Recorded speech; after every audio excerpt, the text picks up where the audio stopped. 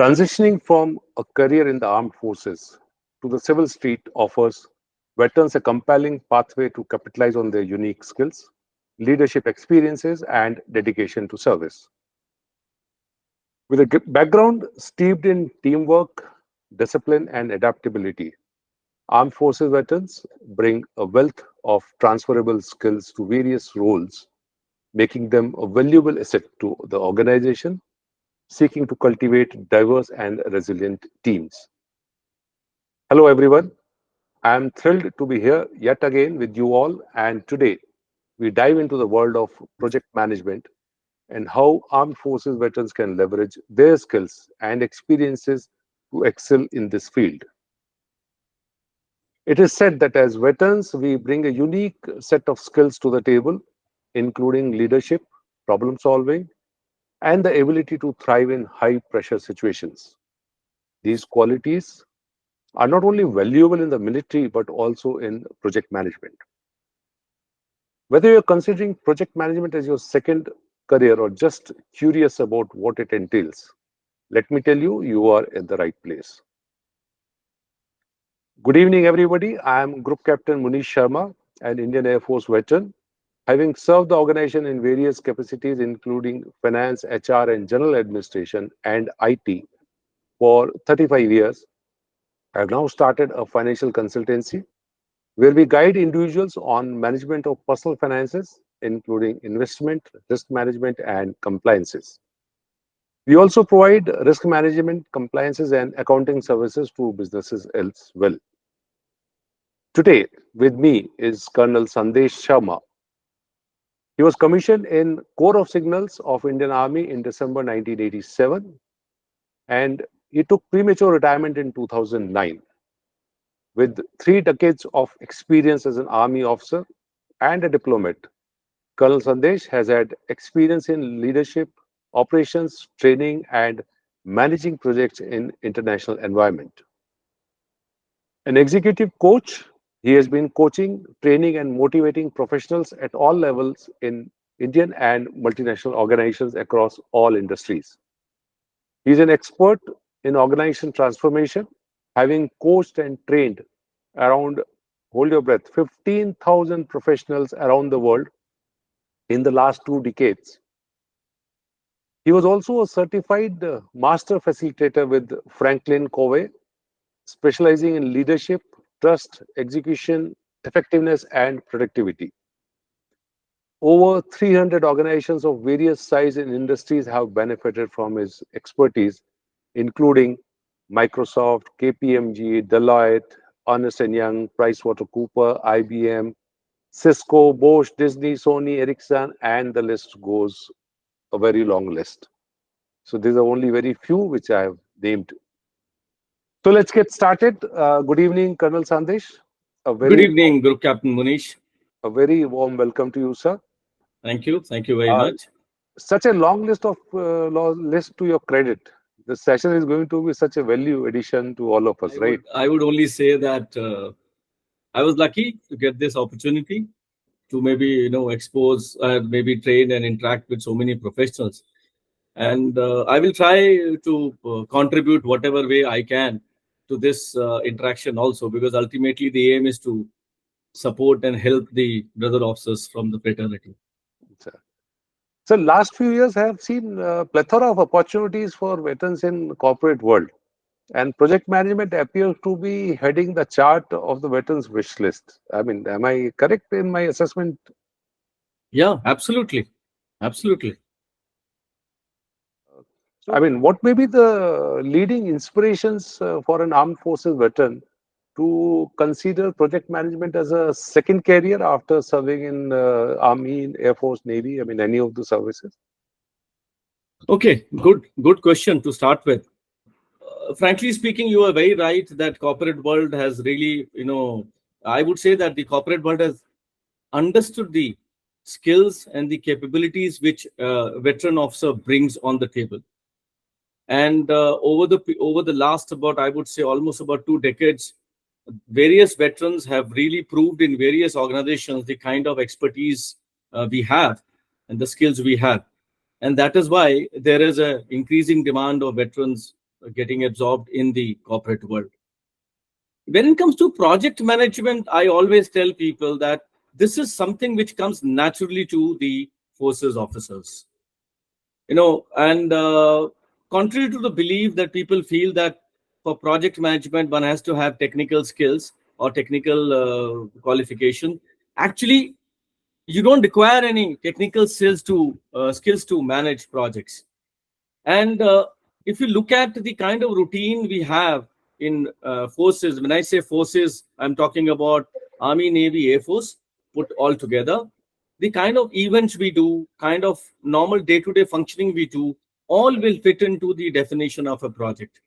We know how to understand the requirement of the stakeholder or the customer or the organization, the other side. We know how to plan the work properly well. We also know how to delegate the task to various team members based on their skills, and the expertise actually comes in getting the execution done. And we our organizations are there are so many examples of ensuring that we've always delivered to the best quality and always in time, and this is what the corporates are looking for.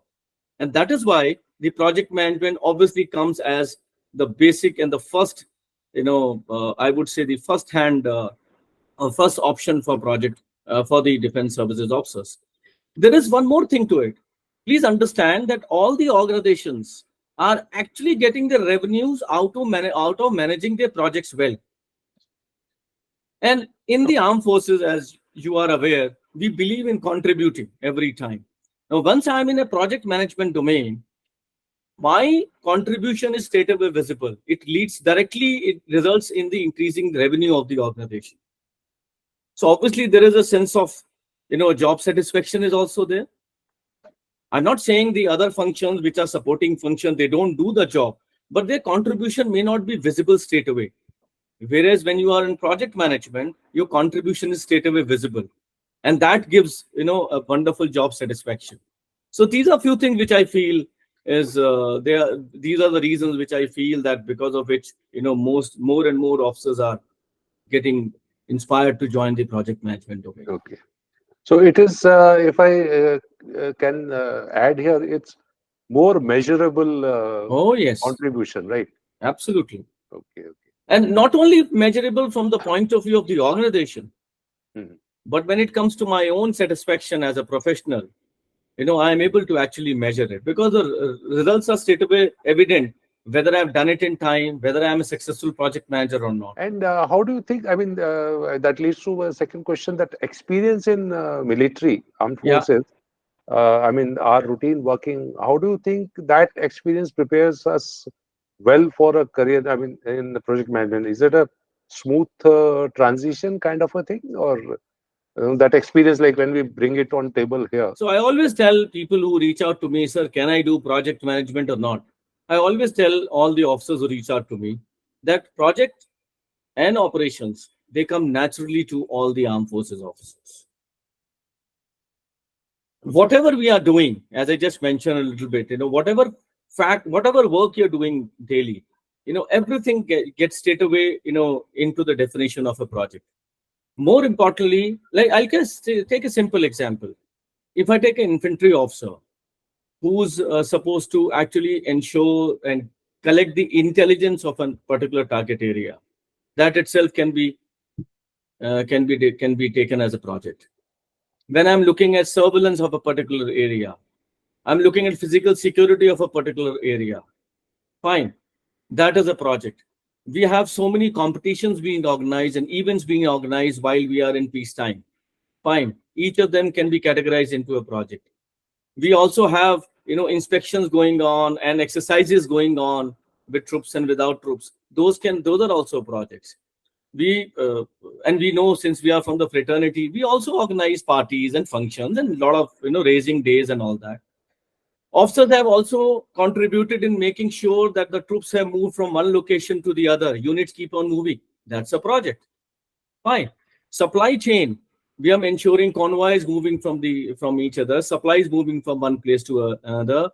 So, you name a thing and everything is project. So when it comes to doing project management, it is something We'll end up doing the same thing which we were doing while even we were in uniform. Only thing is the stakeholders are different, the terminologies are different. Otherwise, the skill set is still the same. We can just straight away smoothly transition and execute and apply our skills over there. And that is why, I feel that, it is a wonderful domain or function for armed forces officers to actually, contribute to in the second career. And what are some of the challenges you anticipate facing an armed forces or veteran as he's transiting or transitioning from the civilian workforce and pursuing the PMP certification? There are many challenges. Let me tell you, every day I must be getting calls for about 3, 4 people, army officers who are army, navy, air force officers who are trying to transition. And overall, I've seen, I would say that yes, with time it is improving. If I go back to my times, the awareness was very less. But nowadays, maybe it's other way around, that there are so many options available. Some people are confused about it. But most important, I would say, the challenge is the mindset. The, Once you're transitioning into the corporate world, there you have to undergo a mindset. And mindset change is primarily that you have to cut the umbilical cord of the armed forces, cut the umbilical cord of the getting married to your rank. We are in the habit of being referred by our rank rather than the first name.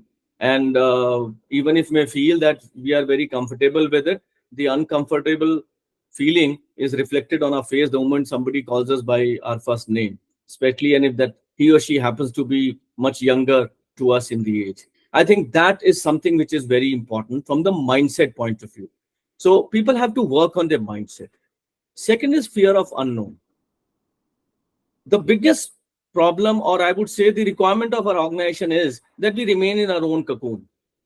We hardly interact with the corporate world, although with the current time there is still some interaction, but that is hardly anything. And since I don't know about the other side, I'm too much scared about it.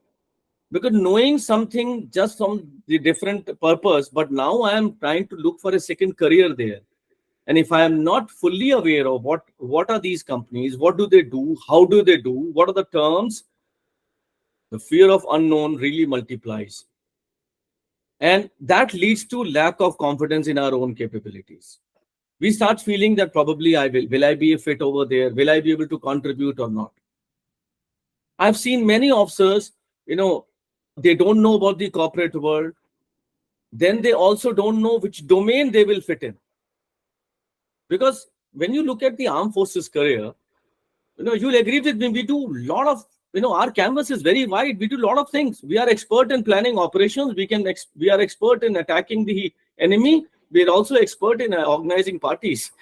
Yes. So our domain is very, very vast. We are very expert.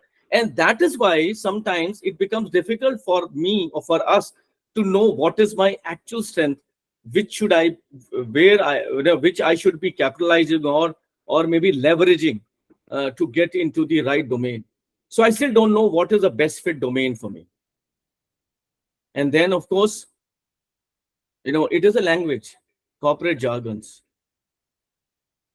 When we are interacting with the civilian outside world, when I say I was commanding a squadron or a company or a battalion, that guy doesn't understand what am I talking about. Now, if I don't know the jargon, even if I have done so many things in the armed forces, I won't be able to convey my achievements very well to the other side. And if I am not able to convey what my skill set and strengths are, I am unlikely to get an opportunity which I am worthy of. So these are few which came to my mind straight away. There are many. When I start interacting, I come to know so many things. But I think most important is the mindset, fear of unknown, lack of knowledge. And that's why I always tell people that that if you're going to transition, you start preparing for it at least three years in advance. Coming to PMP, similar challenges. There are other challenges I'll talk about, when we specifically go into PMP, what are the challenges people face? But these challenges are common across the board. Any specific skill set or experience? I mean, though you said everybody can become a project manager. But anything which you believe that it's that particular skill set or experience is particularly valuable in project management from armed forces. We are natural fit for project management. We are expert in planning and execution. We believe in delivering on ground, and that's what the project management is all about.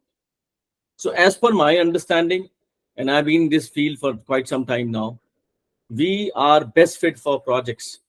We don't need any other skill. Of course, we need to understand all those challenges which I just listed few minute back. We need to overcome those, and of course, understand the jargon, which doesn't take much time by Uh, the way. what is your, as you said, I mean, you are a project management trainer as of now. What I know about you is, what's your background and experience in project management per se? As you mentioned to everybody that I was commissioned in Corps of Signals. So I am from the IT and telecom background. So while I was posted to various signal units, I was involved in establishing communication networks. I was also posted in some SIGINT units wherein we were interested. We were doing the projects of collecting the intelligence, intercepting the enemy, and or the militants' communication, and then utilizing it for defense purposes. While I was the journalist in the GS branch, we did all those kind of int collection and the training activities and all those. Those were also the projects. And as you mentioned in my intro that I have served with the Ministry of External Affairs. So I actually was involved. In fact, I led the project of setting up the international level crisis mitigation center in the Ministry of External Affairs in South Block. We named it as Situation Room, primarily used to manage the international level crises and support the Indian diaspora, which is staying in the other countries. So 2006 and 7, I set up that in South Block, and then I did many minor projects in about 36 countries where various embassies and the consulates, our consulates and embassies, we established a similar kind of a setup on a scale down version to ensure that wherever around the world our Indians are struck, we, Ministry of External Affairs and the Government of India is able to extend the support to them and maybe if required, evacuate them. And if you can see nowadays, whenever there's a crisis there, things are happening. So I've done those kind of projects. So I've had a fairly decent experience of managing projects. Over and above the other thing which I just mentioned, the run-of-mill kind activities like the sporting events and the racing days and the other things which are also part of a armed forces life, isn't it? And how long have you been providing coaching specifically for the PMP exam? If I recall, I started training PMP aspirants from 2010 onwards, Oh, July 2010 onwards. So if you can put it roughly close to about 14 years now. 14 years. Yeah. Okay. I did my PMP in 2008, left the army in 2009, and 2010 onward, I started coaching. And I believe you were the very first lot, maybe first few, 3, 4, 5 Yeah, I would say toppers. I don't know the exact number, but I am very sure that I was among the first five from the armed forces to do PMP. But that time, that concept had come fresh in India, and there was a corporate boom, telecom, and all that thing was happening. And but we realized that if you are moving out, the professional certifications really have a lot of value. And one of my coursemate only suggested that because he has already moved out and he had done PMP, and he told me that if you really plan to move out, do this, then it will be very useful. And then following his advice, I also did that. So What strategies do you employ to help your, I mean, if I can say, clients prepare effectively for the PMP exam or the future aspirants? I would put it more appropriately. I believe it's very, very important that mentally you should be ready for the challenge which we're going to face before you get physically ready. So my workshop, when I conduct the workshop, my main focus is to give them that confidence, prepare them, give them that mindset that this is doable. Because Let me be very frank, Manish. The environment is full of people who are going to actually pull you down. S- Especially, I have seen people who have achieved it just to glorify their achievement. They want to scare the other people that's very difficult and it's not easy. And the corporate guys, corporate world, the training agencies, when you approach them, just to fleece more money, if they scare you more, they can fleece more money from you. So the vested interests lead people to actually scare people mentally. It's very difficult, and you'll have to put in a lot of effort and all that. Yes, it is not easy, but it is not something which is not doable. So first focus is always to giving them the right mindset. The second thing people have to understand, that PMP is an exam which you can only pass if you have total clarity on the concepts. So the focus comes on giving them total clarity on the concepts. And this is where, my experience of being a facilitator for almost about 2 decades, having trained 15,000 plus professionals in about 327 companies, that comes in handy, wherein I know how a difficult concept can be explained in a very, very simplistic term. In fact, that has been my USP, that I always explain concepts in common life examples, so that even if the session is out and you are offline, you're trying to recollect a concept, you can collect that concept because you have seen that common life example. You can see the application of that, because it has to have a seekability. So that is something which is very important. There are many things which I employ. I think the most important is first the mindset, and then making sure that I give them total clarity. And this is an exam where after the workshop, you need the support. When the workshop gets over, when the participant is on his own, that time, if there is no support available, it can really become difficult. So people are aware that I always extend my support to them. And that is how, this is primarily the strategy which I apply to ensure that, people are able to crack the exam properly. How do you tailor your coaching approach to accommodate different learning styles and levels of experience? Because I'm sure in a batch you would have people with varied experiences, varied seniorities of armed forces. So how do you tailor your coaching approach? I mean, to So one thing which I just mentioned, that having the experience of having trained so many, one gets that. The second thing is, uh, I understand how the Fauji officers understand. I have lived that life myself.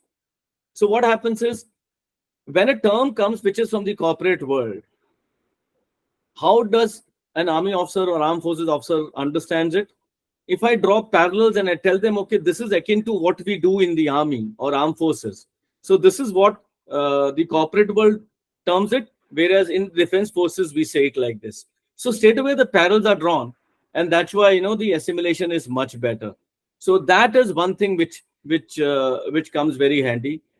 The kind of examples which I quote are primarily from the defense forces, so obviously they are able to relate well. But let me also tell you, when I do batches, I have mix of people, not only from varied experienced people from the armed forces, but also civilians also. So at times I hand over to them that, okay, please tell for our forces, participants and friends, that how do you do it in the corporate world. So they really hear it from the horse's mouth, and that really connects. So the whole idea is that making sure that everybody is united as one part, and wherever there is a commonality, or drive, in fact I draw commonality of various concepts and explain to them, so they are able to understand that better. I found that to be very useful. People tell me कि sir, जिस तरह आपने अभी बताया, we have understood because this is what we've been doing, which I think somebody who's from a different background will find it difficult to convey that way. and how do you help your I mean the trainees overcome the challenges of area of difficulties during their exam preparation? Like you have that your workshop is done, then during workshop or after the workshop till the time they prepare or complete the exam, how do you help them? I mean, what is this methodology adopted? So actually, I would say that the support starts the day of aspirants joins or registers for the workshop. And I tell everybody that from today onwards, you leave everything and anything and everything regarding PMP onto me. Only you have to do is study. I will provide you all kind of support, whether it comes to material or it comes to guidance. That is one. It's not a promise. It is delivered on ground also. When it comes to structuring of the workshop, see, please understand that this is a concept, this is a subject which requires clarity, which I just mentioned. And it is slightly heavier on the upper story. Now, how have I designed this workshop is, if you're working on an online platform, assimilation of a participant reduces to zero if the duration of the interaction is anything more than 4 hours. Especially a concept like this, which is slightly heavier, I would say 3 hours is the at best you should have an session on. I do my sessions for 2.5 hours on working days in the evening. The schedule is such way structured in such a manner that it gives the maximum benefits to the aspirant. Let me tell you, from the organization perspective, each workshop carries on for 3 weeks plus. So when it comes to revenue, that is secondary, because revenue, obviously, if I do the other kind of sessions which other companies do, like 4 days continuous session, 4 days the workshop is over. So you can do those many number of workshops. That means that much of revenue. But that is good for the organization, not good for the PMP aspirant. So one is the structure of the workshop. Second is that I am available next day to answer the questions of the yesterday's session live. Because this is a subject where you really need to have the facility of interacting with the facilitator. Correct. So, because even if I give 10 examples, people still don't understand. They still, can ask questions. So, structure of the workshop is such. Number two, I just told you that explanation of concepts with common life examples, which actually helps people in assimilating the not so easy concepts. And third one is I record all my sessions. So today, whether it's armed forces professionals or the civilian background professionals, everybody is busy. So invariably, it happens when a person or a professional joins the workshop, Murphy's law starts, taking place. He starts getting busy. Maybe the bosses come to know they start giving more jobs in the evening, so they miss out the sessions. If they miss out sessions, which is a part and parcel of our life, of course, we can have an operation or some commitment coming suddenly in the evening, and I might miss the session as an aspirant. Even similar thing goes with corporate guys. What I do is I'll record all my sessions. So if you miss a session, I share the recording with participants. Uska benefit ye hota hai ki they never are, they're having a continuity always, and they never miss out a session. So they are able to get that support while there is a workshop going on. Next thing comes after the workshop. The first thing is to write an application or fill the application for PMP examination.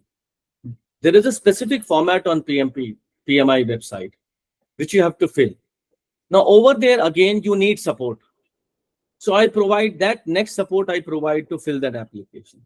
In fact, I show my application and some sample application to them in the session. I also share a few audio files with them that how to write. And not only that, I ask them to prepare their application, send draft to me, and I do due diligence. I check each and every line of that application for all the participants and maybe send them back to get it corrected. Again, they send it back to me. We do 2-3 rounds like this till the time both of us are satisfied that the application is good to go. And then only we submit it. So there is a continuous support for the application. After that, we all know that speed breakers only come when the rubber hits the road.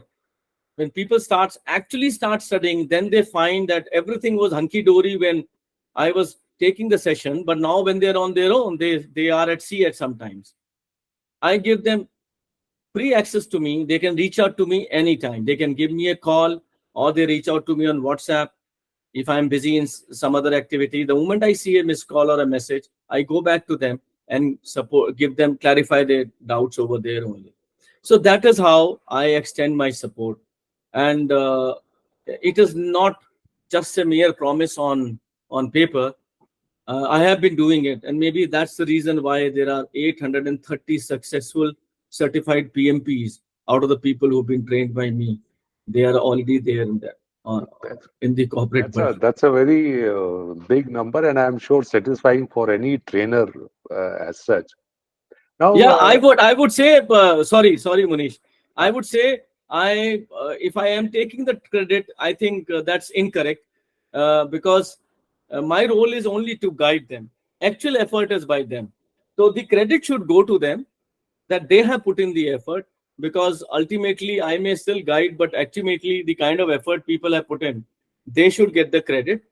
But yes, I can proudly say that I tried and successfully supported so many people to achieve or maybe contribute to their professional growth. uh, efforts, yes, will be put by them, but what is equally important is correct, right direction. I mean, that is that without that, people do a lot of effort but still do not succeed. I think, But Manish, you will agree with me that, as we can say that as seniors, it's our duty to, support and guide correctly to the brother officers from the fraternity. So obviously, if we are doing that, that gives us, pride in that, doing that. Yes, absolutely. absolutely, sir. So now, when you were explaining about the overcoming challenges, we talked about something like people not having time and you sharing videos. So, will you share any kind of a insight or tips? Because serving officers as such have a lot of difficulties in managing their time if they have to find way to educate themselves or train themselves for something. So, any insight or tips of managing time effectively during the exam period or before that, like while undergoing or studying, etc. So what happens is that, we understand that while we are serving, the commitments are such that, round the clock we are busy. But when you know that you're looking for a second career, you really need to be focused, because if you're not focused, then it's not that you will not get a job. You will get an opportunity, but maybe it will not be commensurate to your potential. And people have to also understand that whatever I may have done in the armed forces career, the civil world may respect it, but may not understand and may not give me that kind of leverage out of it. I need to align my competency to the way the corporate world understands is. We call them as best practices. I need to do that. So I need to get these certificates. This is something, it is something like that you're going for an attack, and you need to understand the GTI. And based on the features of the GTI, you should have the right ammunition and the weapon with you. This certificate, if you don't have, you're walking to attack the enemy with maybe the wooden sticks. You're not having the right ammunition. So Mhm. obviously, I would surely equip myself. And for that, I will devote time. There is no doubt in that. So I will have to devote time. There is no escape out of it. How much? Yes. I would rather say that on the average, if an aspirant is able to spare about 2 hours every day, or because I said on the average, so if I say in a week, if I'm able to spare about 15 to 20 hours of studying, is more than sufficient to crack the PMP exam within a time frame of about three months or so. There are times when you will get more time. There are times you will be busy. That's why I said on the average. Mind you, there are people who've done it much earlier also. But not only that, I would say that when you are actually thinking in terms of transitioning, I would say that every officer, and nowadays facilities are available. You have Google, you want to search about any company, any term, you will come to know. You should be preparing yourself. So you should be spending that much time on the internet. Go and read about the companies, understand how do the corporate functions, understand what does the HR do, understand what are the security domain, what are the big four, what are the companies, how are they structured, how are they structured, how do they do the work. At least you can understand and develop that momentum and use that 2 hours every day to, if you are looking at PMP, start studying for PMP 2 hours on the average every day, and you should become a PMP. This subject is slightly heavier, so if you put in more number of hours, the progress may not be proportionate. So it's better that take it in bit by bit, small sizes, the efficiency, effectiveness is more, and you can achieve that. And the exam also you mentioned, I just recollected. During the exam, you know, people have to understand that there are questions which are objective type, and each question carries 1 mark. So I don't know whether you're going to ask later or not, but let me tell you, there are 180 questions in 230 minutes. So if I do the maths, it's somewhere about 75, 76 seconds to a question. If I look at it, 75, 76 seconds to a question is sufficient time. It can become a challenge because the questions are lengthy and situational, so you need to understand the context. The problem comes with people when they start doing too much of analysis. And too much of analysis always leads to paralysis. So that is one. Secondly, we sometimes create an ego issue of a question. ये कैसे नहीं होगा solve? You realize that you spend almost about 1.5 minutes or going to be 2 minutes, leave the question, move on. In the bargain, towards the end, there are simpler questions. Maybe you've not even had time to go through them. So please, people have to understand. And of course, I cannot, in this interaction, I cannot give you all the strategies, how can you manage the time, because there are so many things which we do. But one thing is very sure for people to understand that each question carries 1 mark. So devote equal time to each. Some question will be simpler. Some question may require more time, but don't do it too much that you in the bargain, you don't even get time to read the last 20 questions and lose those marks. So I'm sure these exams, the content of question papers, and the guidelines how to attempt must be getting updated regularly, frequently, or new instances may be getting added, whether the case studies or whatever. So how do you stay updated with those changes and with those updates? So one thing is to keep visiting the PMI, the project management website, because that is something that's the agency which is actually issuing the PMP certificate. They keep on coming with the study material, the new study material. If they and the exam also undergoes change, so you get the authentic source. We say that you have a doubt, go to the Whites. So Whites is the authentic information is available on the PMI website. So primarily from there you get the information. And good question, because there are many brother officers, or I would say the officers from the fraternity, because nowadays the women officers also there. They get, because once you do the Google search, you will get some private agencies, name coming first. And they go there and search. Now those people, they give the information suiting to their requirements. So you're actually not reading from the authentic source. So for project management or PMP certification, the authentic body is Project Management Institute, which is based out in Pennsylvania, and the website is pmi.org, pmi.org, and you should only go there and get the authentic information. I also do that from there only. Rest, people are saying whatever is basically rumor or maybe incorrect information or tilted to suit some vested interests. Okay, I mean, there's a direct question coming to you, sir. Yeah. I'm sure there are others who are providing coaching for PMP exams. Oh, yes, there are many. There are many. So, what sets your coaching approach apart from others in the field? I mean, what do you? I mean, what additional value you bring to the participants or those who will be, listening to this Okay. podcast? So, see, there are two things onto it. One is the requirement is, of course, that somebody has to be a PMP to be able to conduct it. So, anybody who's conducted is a PMP. Being certified is one.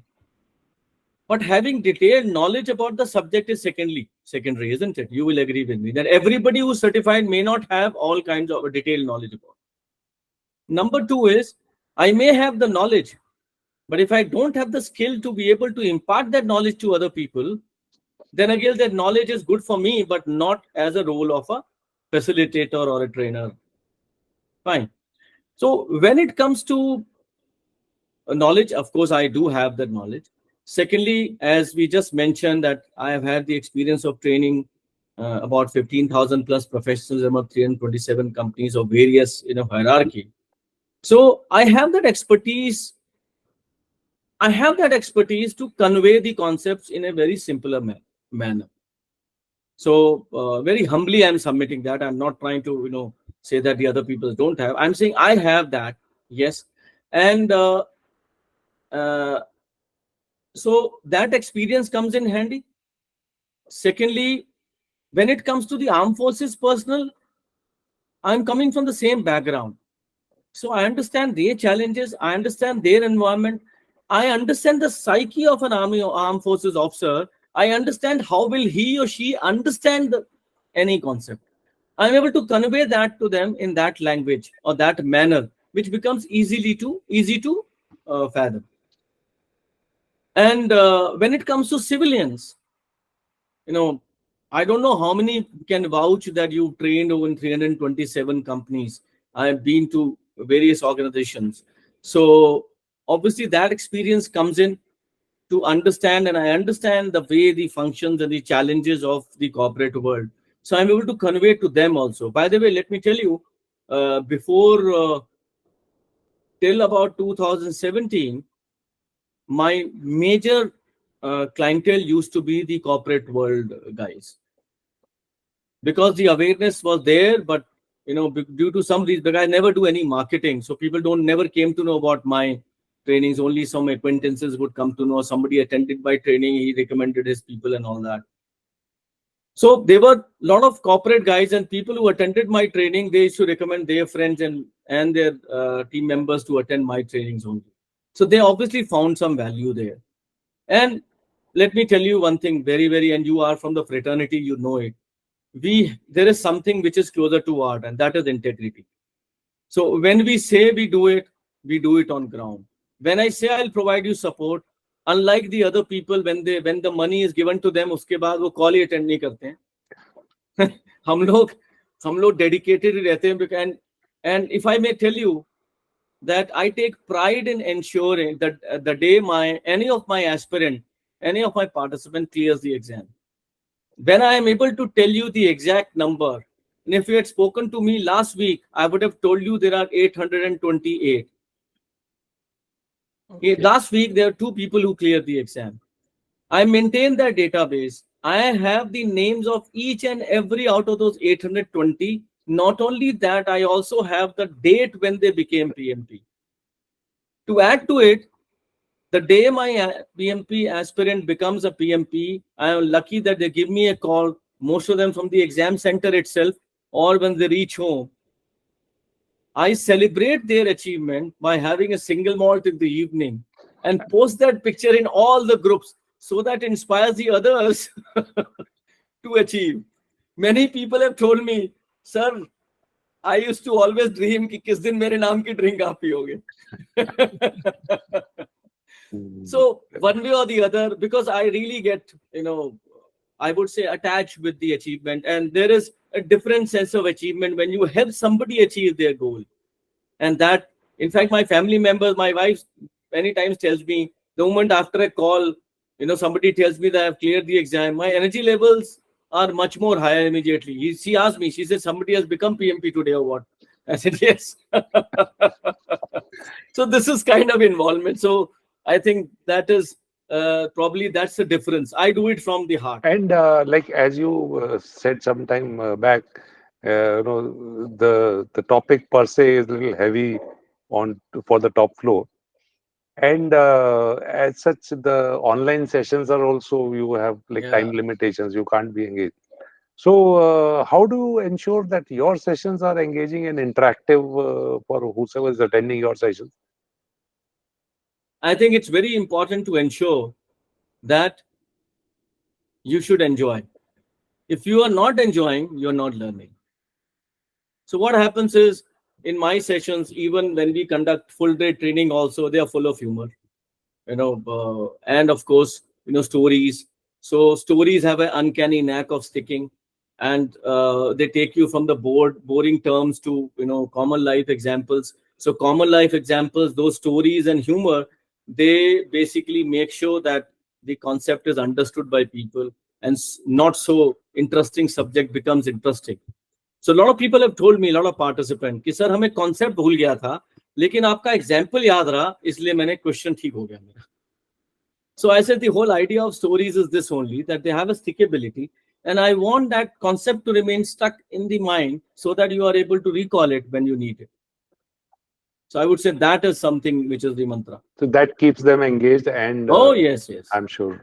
Okay, and okay, you have got the call from somebody. You have already fixed a drink for you, enjoyed the evening. Now, after that, is there any ongoing or continuity support given to those who have taken the coaching from you? So I would say that support in terms of guiding them, what could be a better opportunity, what kind of an opportunity he or she should be going in for. There are a lot of people who reach out to me, and I'm saying across the forces. It is not only the Army, Navy, Air Force, and even from Coast Guard and BSF also. They've reached out to me for that guidance. But when it comes to specific, giving them placement and all that, we don't look at that. So, but otherwise, yes, the kind of guidance and support they're looking, I'm always there, and I support them. I understand sometimes they have challenges. They need to compare between two opportunities which are coming to them, or sometimes they feel से किस जगह जाना चाहिए because मेरे पास ये भी option आ रहा है, वो भी आ रहा है. So there we discuss, and I try to support. The intention is to support the fraternity, and whatever best I can within my limited capabilities, I surely do that. Can you provide some examples of success stories from individuals you have coached and like who cleared the PMP, and what was just a motivating factor for all of us? Out of 830, I don't know how many can I tell you, but I'll tell you something which is very interesting. When officers tell me, sir, I don't know kitna difficult hoga, kitna nahi hoga, let me tell you, and I take pride in saying so, that last year, October, there was a sergeant from the Air Force, and he came to my fold, and he wanted to do PMP. And he attended my workshop, and he became a PMP in about 1.5 months after the workshop. That is really wonderful, because although the effort was his, but I told him, I said, for everybody else, I take one drink. When you become a PMP, I'll have two. And I'm so glad. And today, when I'm telling you this, he was regularly in touch with me. He had so many options after he did PMP. There were few options which came to him last month, which I told him, no, it may not suit your competence. He rejected those. And now he's got an opportunity in a metro city. And I think he's joining tomorrow, that organization. At a wonderful package, is courtesy only because of the PMP. And of course his competence, there's no doubt about it. He told me, sir, 1.5 घंटे का मेरा interview चला, और करीब 1 सवा घंटे से project management के ऊपर पूछा, और मैंने पूरी पीएमपी की वर्कशॉप जो सीखी थी वो सारी वहां पर सुना दी. So that I take pride in that. Obviously, maybe you can feel in my voice also that that's coming. Yes. There are many. There are people who tell me, sir, I'm superannuated. मेरा 50 साल के बाद मेरा क्या होगा, कुछ नहीं हो सकता, अब तो रिटायर हो गया हूँ, ये है वो है. ऐसा कुछ नहीं है. There is a naval officer, of course I will not name. He's superannuated. He did PMP, and within 2 months after he superannuated, he was employed as heading the project division of an organization, and he's doing wonderfully well even now. There are many cases like that who got into consulting job. There are people who reach out to me कि sir मेरे को सब कुछ मिल रहा था, लेकिन मेरा selection इसलिए नहीं हुआ कि PMP नहीं किया था मैंने. Once they do PMP, they are absorbed. There have been examples from the corporate world. There are some people who've been told that if you don't do PMP by this time, your promotion, you will not get promotion. And they've got promotion. There have been people from humanities background, they did PMP, and now one of them, he was at an associate director level at one of the big four consulting company. He's sitting in Canada now and should switch job to somewhere else. And he still remembers me, though he did PMP in 2011, and he's always in touch with me. There are many cases like that. When I go to the armed forces, there are many cases who, after doing PMP, they have really, excelled in their environment. So there are many cases. If you want a list, I'll share the list with you. Though that's quite an insight, sir, and I'm sure when this podcast goes live, those who would be listening to this discussion of ours, they would certainly have a lot of insights and inspiration when they embark on their journey for PMP certification and who are looking for a rewarding career in project management. Just a few lines, if I what I've understood or I'm trying to sum it up is project management Yeah, is all about leading teams, executing plans, yeah, and delivering results. absolutely. And as you said, we have all been doing that all our entire military careers. We just didn't call it a project management then, right? Yeah, absolutely. Thank you, sir. Thanks for joining me here. And we will end this session now.